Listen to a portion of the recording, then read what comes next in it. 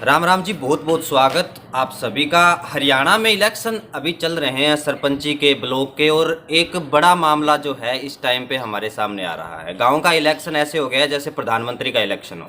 सरपंची के इलेक्शन में अब की बार जीतने में जोर आता है, क्योंकि पढ़े लिखे युवा जो है वो सरपंची में खड़े हो गए और लोगों का रुझान भी यही है। लोग यही चाहते हैं कि पढ़े लिखे युवा जो है वो आगे आए, समाज में जो भी कमियां हैं उनको दूर करे। तो हमारे साथ एक पढ़ी लिखी युवा है, पूजा रानी, जो खड़ी हुई है। वो अपने बारे में बता देंगी, अपनी एजुकेशन के बारे में। हमने सुना है कि ये चंडीगढ़ से पढ़ाई छोड़ के स्पेशल आई है इसीलिए कि समाज सेवा करनी है। नमस्कार जी। नमस्कार जी। पूजा जी, अपने बारे में थोड़ा सा जो है बता दो लोगों को, हमारे दर्शकों को, कि चंडीगढ़ से आपने पढ़ाई करी है, कहाँ तक आप पढ़ी लिखी है?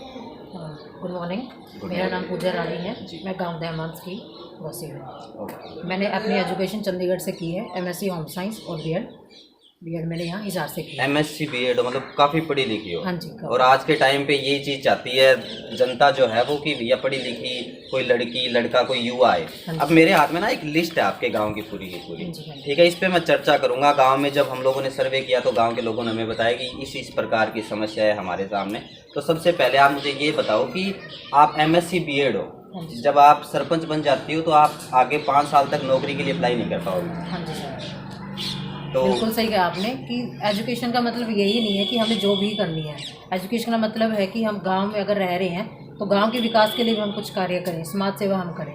तो एजुकेशन का मतलब ये नहीं है कि हम सिर्फ जॉब ही करें, मतलब समाज सेवा करनी है। हाँ जी। गांव में कितने टाइम तक रही हो आप? गाँव में मैं रही नहीं हूँ इतना, मैं 12-13 साल से बाहर ही रही हूँ। अच्छा, मतलब समस्याओं का कैसे पता लगा आपको कि गांव में इस प्रकार की समस्या है? समस्या मैंने गांव में सर्वे किया है अभी इलेक्शन के टाइम पे भी, और उससे पहले भी। जैसे गांव में मतलब डेली आना जाना हमारा लगा रहता है, घर वालों ने बताया होगा। हाँ जी। तो मैंने सर्वे भी किया, उससे पता चला कि बहुत सारी समस्याओं का सामना यहाँ पे गाँव वालों को करना पड़ रहा है। तो पढ़ाई लिखाई छोड़ के अभी आप आ गए कि भैया अब समाज सेवा करेंगे? हाँ जी सर, बिल्कुल। ठीक है, अभी मैं जो लिस्ट है वो बता देता हूँ कि आपके गांव में कई प्रकार की समस्याएं हैं। एक तो जोहड़ की समस्या है। हाँ जी सर। तो जोहड़ के अंदर जैसे सुनने को मिला कि पिछले 20-22 सालों से लगभग सफाई भी नहीं हुई है। हाँ जी सर। तो इस पे आप क्या करोगे?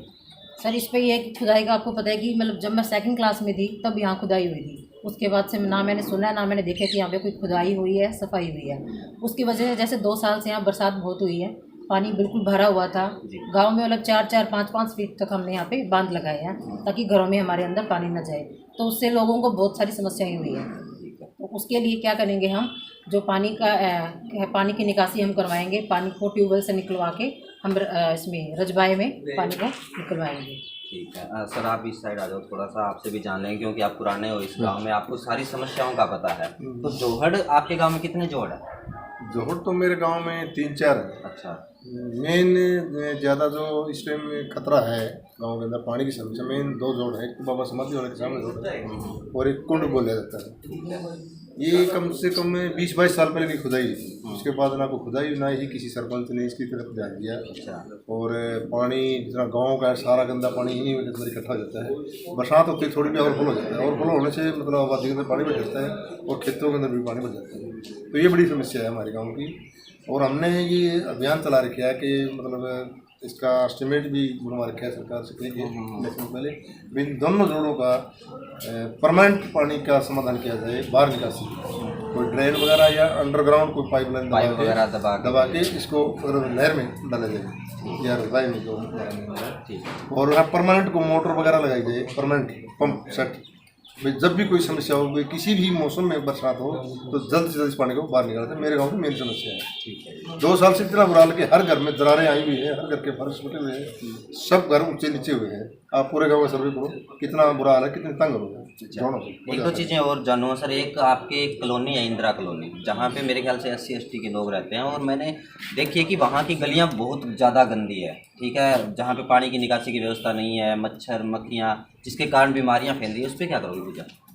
उसका यही है कि पहले तो जो गंदगी है उसको साफ़ करवाया जाए, गलियाँ हैं जो उनको पक्की करवाया जाए, क्योंकि वहाँ इतनी गंदगी है वहाँ पे कि यात्री जो है वो पैदल भी नहीं जा सकते वहाँ पे। मतलब व्हीकल तो वहाँ पे जा ही नहीं सकता है। तो वहाँ की साफ़ सफाई करवाना बहुत ज़रूरी है। तो पहले वाले सरपंच ने इस पर ध्यान नहीं दिया? पहले उन्होंने नहीं दिया, उससे पहले नहीं दिया। अब तक जब भी संविधान में पंचायत इलेक्शन होने लगे, संविधान बढ़ने के बाद ही दिया जो बने है। फर्स्ट में जो 1-2 सरपंच में तो हमारे तो देखो पहले मंडी थे, उसके अंदर बच्चे थे। उसके बाद 40 साल तो मैंने किसी भी सरपंच ने गांव के बारे में कुछ नहीं ली। सिर्फ माल कमाना और खा जाना गाँव का पैसा। आज भी समस्या है, आप शमशान घाट में जाके देखो, अभी दीवार निकाली है वो कागजों में मतलब पूरी कंप्लीट भी दिखा के उसका ऑटोमेटिक भगवान की दया से कहाँ से पास करवाई गई पता नहीं। वो अधिकारी भी और वो सरपंच भी पहले और वो ठेकेदार भी ग्राम सेवक वगैरह के साथ मिलकर कर देते हैं सारा, मिलकर कर देते हैं। ये हमने पूरी RTI भी लगाई हुई है मैंने, और ब्लॉग में वीडियो साहब को दे के आया था कि इसकी इंक्वायरी कंप्लीट कैसे कर दी इसको। दीवार हालांकि आप मौके पर जाते अभी भी अधूरी पड़ी है और उसको कागजों कंप्लीट तो दिखाया है पहले वाली पंचायत। आज तक किसी भी सरपंच ने गाँव की सुध ली, सिर्फ सरपंच बन जाओ और माल कमाओ, जनता को लूटो, सिर्फ यही नहीं तरीके। हमने पहली बार देखेगा आप गांव के अंदर गलियां अंदर जाके तो कितना बुरा हाल करिए होगा। हमारा पहला ही एजेंडा ये होगा गांव में गलियां बनाना, गांव में पानी की सुविधा करना, लाइट का हर चौक जो मान वहाँ पर सोलर लाइट वगैरह लगवाना, हमारा सबसे पहले एजेंडा ये है। और एक अपनी बार खास बात है कि हमने सिर्फ गाँव की राजनीति 2 ही घरों के इर्द घूमती थी, वोटर बेचारा बंधा हुआ था, दबा हुआ था। अब की बार आप सर्वे करो 10 कैंडिडेट पहली बार इतिहास में दमन गाँव को पहली बार इतिहास हुआ है कि 10 कैंडिडेट है। नहीं तो बेचारे 2 ही घरों के वोटर दबे हुआ था और दबाव से उनको वोट डाले जाते हैं। अब की बार 10 कैंडिडेट है, यानी कि वोटर को हमने आज़ादी दिलवाई पहली बार, ऐसा आपको देखने को मिला।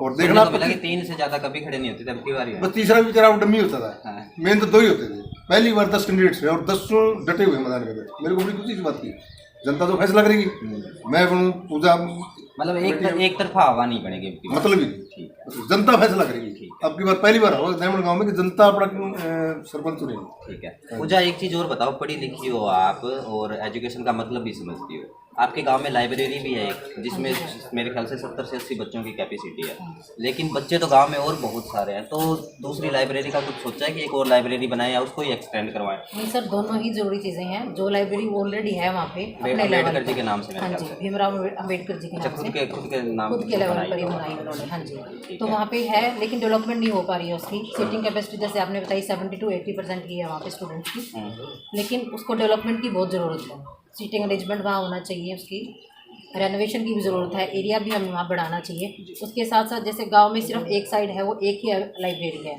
तो हमें दूसरे लोगों के लिए भी एक और नई लाइब्रेरी की यहाँ पे ज़रूरत है। एक बस स्टैंड की बताएं आप हमें कि बस स्टैंड जो है उसमें भी सुधार की ज़रूरत है, ठीक है, तो बस स्टैंड पे किस प्रकार का काम करवाओगे?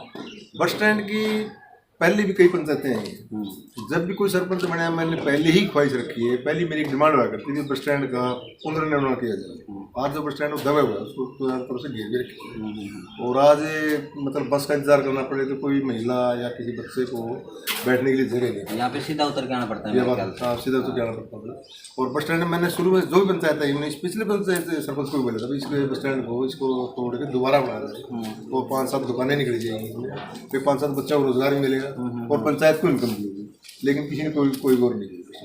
पहला काम बस स्टैंड और पानी की निकासी, और बाबा समाधि वाले की जो समाधि है वहाँ कम से कम भी 1000 किलोमीटर से गाँव का जो भी बसंदा वो आता है, जो दुआइश का जो प्रोग्राम होता है हमारे गाँव में, माँ की दुआ का, लेकिन उन लोग तो आज तो वहाँ खड़े होने के लिए जगह नहीं है, जो श्रद्धालु जो आते हैं उनको खड़े होने के लिए जगह नहीं है। पहला काम होगा समाधि के आगे कम से कम भी 1 एकड़ के अंदर वे लोगों को खड़े होने की, वो गाड़ी की पार्किंग की, या जिस तरह जूते वगैरह निकालते हैं वो बेचारे एक ढेर लग जाते हैं, मतलब कोई सुविधा नहीं की। और वैसे सारा काम सबसे ज़्यादा मानता है हमारे वो बात मध्य प्रदेश, ये सुधार करना प्राथमिकता होगी। और गलियों की जहाँ तक बात है इंदिरा कॉलोनी, वहाँ ये नहीं जिस तरह मेरा परिवार इस गली में जाओ, एक परिवार के लोग रहते हैं, एक समझाए उधर जाओ राव साहब रहते हैं, लेकिन इंदिरा कॉलोनी में वहाँ 36 से अधिक लोग हैं, और कम से कम 15-20 साल पहले कटी हुई कॉलोनी हो और 10 साल पहले होती है। आज आप जाके देखोगे गली नहीं बनी एक भी, लोग घर से बाहर पाँव नहीं रखते। मेरा दिल तो बल्कि ये करता है गांव सरपंच हमारे को बनाए ना बनाएगा, और ना ही बनाएगा तो बनाएगा, उनकी बात लोग सुनेंगे कि सबसे पहले इंदिरा कॉलोनी का सुधार बिल्कुल सुन। वहाँ 36 से अधिक लोग रहते हैं, किसी एक समुदाय के लोग नहीं। स्कूल की कैसी व्यवस्था है आपके? स्कूल की इतनी है टीचर वगैरह पूरे हैं, क्योंकि थोड़े टाइम पहले स्टाफ एक दो चीज़ें देखी है, यहाँ पर स्टाफ नहीं है, और अंदर वॉशरूम टॉयलेट मतलब सेपरेट नहीं है किसी का भी, एक उसी में टीचर है, उसी में वो कहीं लोग की वो नहीं है कि कोई लोग करके अंदर चला जाए। इस पर क्या करोगे? तो इस पर ये है कि मैं हाई लेवल पर बात करूँगी वहाँ पर कि यहाँ पे वॉशरूम अलग अलग बनवाया जाए, गर्ल्स के लिए अलग, बॉयज़ के लिए अलग और स्टाफ के लिए अलग, और वहाँ पे प्रॉपर उसकी लाइट वगैरह भी वहाँ पे प्रॉपर हो वॉशरूम वगैरह। सर कितनी आबादी है आपके गाँव की? मेरे गांव की आबादी तो है लगभग 6-7 हज़ार, मतलब 3300 कुछ वोट है। और इतने मतलब पशु भी रखते होंगे लोग? हाँ बहुत ज़्यादा पसंद बहुत ज़्यादा रखते हैं। और आपके गांव में पशु का एक भी अस्पताल है। है? एक में स्थान भी तो इस पर क्या करोगे, पूजा बताओ। तो देखो, पशु तो बिल्कुल बहुत ज़रूरी है गांव में, तो उसके बिना तो किसी का गुजारा होता ही नहीं है। एक खेती और एक पशु, तो पशु के लिए यहाँ पे अस्पताल होना बहुत ज़रूरी है, क्योंकि यहाँ है नहीं तो लोगों को किसी दूसरे गांव या दूसरे शहर में जाना पड़ता है पशुओं के लिए। तो इस पर क्या करोगी आप, क्या कदम लेंगे? तो मैं ग्राम पंचायत से बात करूँगी, ग्राम पंचायत के लोगों से बात करूँगी, और आगे उनके लिए ज़मीन पहले तो प्रोवाइड करवाना पड़ेगा कि यहाँ पे हमें ज़मीन प्रोवाइड करवाई जाए, और वहाँ पे फिर हम अस्पताल को ओपन करवाएंगे। एक दो चीज़ें और देखी पूजा, मैंने अभी थोड़े दिन पहले की घटना है कि बच्चे जो हैं वो आर्मी वगैरह की तैयारी करते हैं, अग्निवीर की तैयारी करते हैं, इस प्रकार की जो स्कीम है, या एयरफोर्स वगैरह के लिए तैयारी करते हैं, तो बच्चे क्या करते हैं, रोड पे भागते हैं, जिसके कारण एक्सीडेंट होते हैं बहुत सारे। अभी 2 दिन पहले की बात है, यहाँ पे क्या बोलते हैं, सिरसा के पास है, तो बच्चे रोड पे घूमने गए थे, पीछे से कोई ट्रक आया और कुचल के चला गया।